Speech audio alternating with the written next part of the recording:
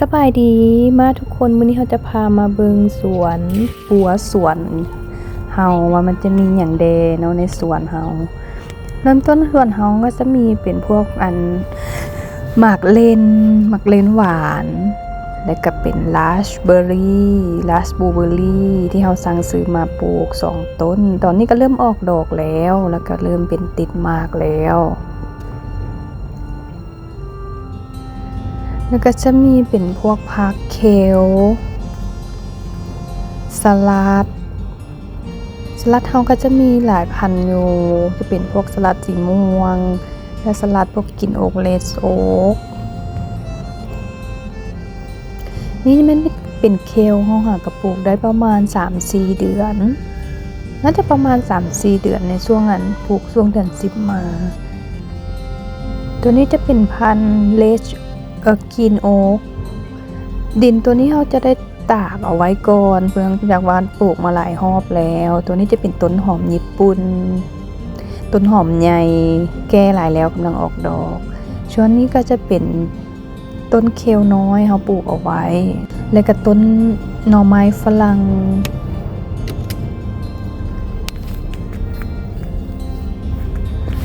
ต้นหมากเลนหวานที่ว่าเขากาเบียจากเมล็ดพันธุ์ที่เก็บเอง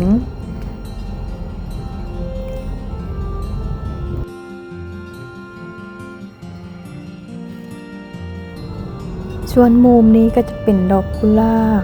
ส่วนดอกกุหลาบมีสายพันธุ์อยู่บ่จื่อซื่อส่วนนี้เป็นฮานาโกะและเขาก็ยังมีเป็นต้นเมล็ดพันธุ์สลัดที่เราจงไว้เก็บแนวพันธุ์เองต้นมะเพชรนี้มันขึ้นเองบ่ได้ปลูกแล้วต้นและเลดิชใหญ่จะเป็นสีม่วงตัวนี้เฮ็ดกินแซ่บเด้อหวานดีแล้วก็มีพัมกินหมากมีดอกไม้คอสโมสวรรณสาลีของเขาก็กำลังเป็นดอกติดมากอันนี้ปลูกได้โดนแล้ว2-3 เดือนแล้วเด็กน้อยเพิ่นมาปลูกช่วยกันปลูกเดี๋ยวนี้เริ่มเป็นหมากแล้ว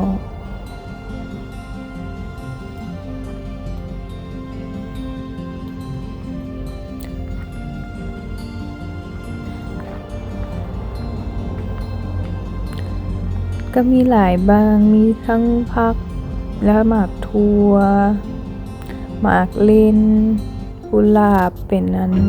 ตัวนี้จะเป็นดอกตาเวนดอกซันฟลาวเวอร์ของเด็กน้อยเพิ่นเก็บเม็ดพันธุ์แล้วเพิ่นมาวานใส่แล้วมีกะหล่ำปีมีเปปเปอร์หมากเพชรใหญ่กำลังสุกมีปาปายาต้นหมากโหง4 ต้นกำลังเป็นหมากอยู่แต่ละต้นเพิ่นกำลังออกดอกแล้วก็ติดมาอันส่วนตัวเป็นทางเป็นก็จะเป็นทางเพิ่มเด้อที่เรากำลังปล่อยไว้เพิ่มบางครั้ง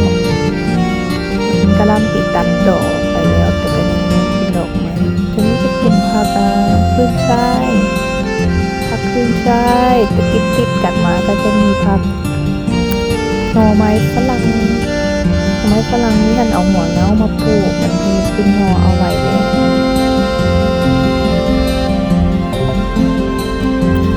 ตัวนี้ก็จะเป็นหมากโนดตั้งแต่ย้ายบ้านมาก็เริ่มมาลงดินเลยแต่เพิ่นก็หัดเอามางามช่วงเอาฝุ่นมาใส่กำลังติดดอกติดมาก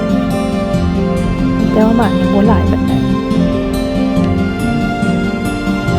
ดอก2-3 ง่า2-3 หัวตัวนี้ก็จะเป็นกองดินปุ๋ยเอามาไว้ตัวนี้เป็นกุหลาบที่เราตัดกิ่งแล้วมาเสียบดอกตัดกิ่งมาเสียบแบบปลูกต่อนะมันก็ขึ้นดอกออกมาเลยมันก็แบบติดเจือก็พอได้ต้นกุหลาบของเราก็จะมีหลายอยู่เพราะว่าสั่งซื้อมาแล้วเราตัดกิ่งแล้วมาซ้ำเอามันก็ได้เพิ่มหลายตัวนี้จะเป็นหมากมังกรที่ห่อเม็ดพันธุ์ลงมาปลูกตัวนี้เป็นดอกคาเวียร์เพราะว่าซื้ออย่างก็ดอกคาเวียร์บอลแน่ใจของเราละคาเวียร์ก็ไม่ออกดอก คงยอดไว้อยู่ได้ต้นหนึ่งมาปลูกไว้พอได้ส่งเอาไว้ส่งอันนี้จะเป็นเงินมากเล่นที่ออกซุปเป็นสีเขียวตัวนี้เป็นสลัดก็แน่ใจว่าเป็นพันธุ์บัตเตอร์เฮดหรือว่าเป็นพันธุ์เบบี้คอร์นบัจีทรงย่างก็ขึ้นหลายยามานำขี้หัวนะมันขึ้นหลายว่า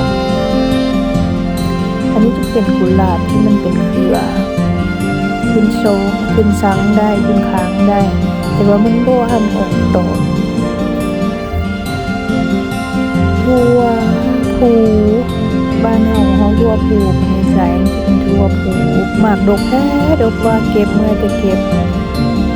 มักเล่นเฮาจะค่อนข้างมีหลายช่วงนี้เพราะว่าเฮาปลูกเม็ดพันธุ์มันแล้วขึ้นหลายเฮาปลูกหลาย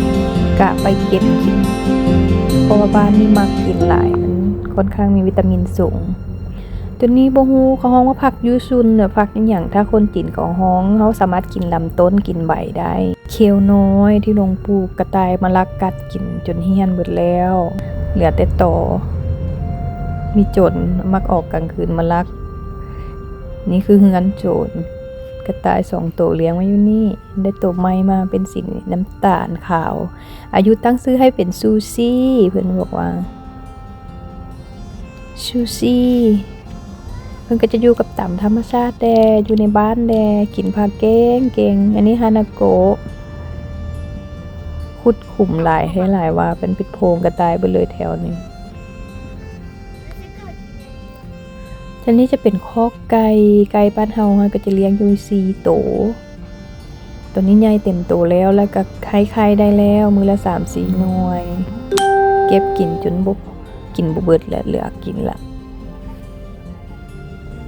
นางกำลังฟึ่งไข่อยู่ตัวนี้มักห่วงไข่มักมาโอบไว้ตลอดเลยบ่อยากให้เก็บไข่มึงไข่เพิ่นหลายบ่ได้เก็บ 2-3 มื้อไข่หลายว่า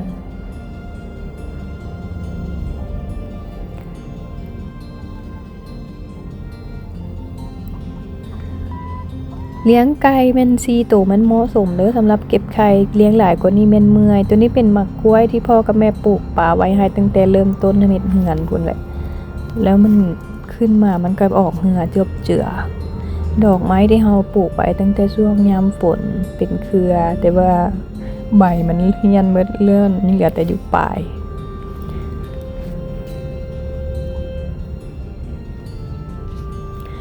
ทั้งหมดทั้งมวลนี้คือทุกอย่างที่เฮาปลูกในสวนเฮาก็จะมีประมาณนี้มีดอกไม้ผักมีซีซอมปลูกป่าไว้พอได้เก็บกินเก็บแบ่งปันเพื่อนบ้าน